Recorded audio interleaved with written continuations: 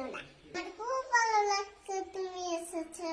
Doctor বউটা তো দেখছি না, আছে ভেতরে আছে।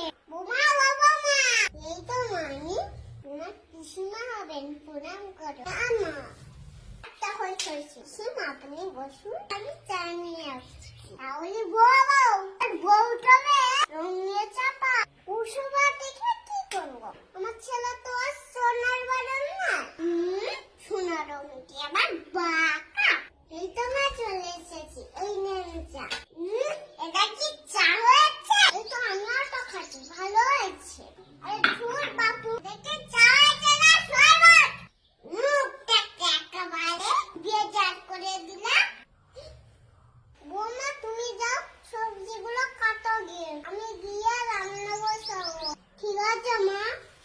আমার বউ থাকতে তুই রান্না করবি কি করতে? তার এখন নতুন ভাবে সবে সংসারের হাতে খড়ি, ওদের এখন কি চাপ দিলে চলে? আর শুরু হয়েছে বলে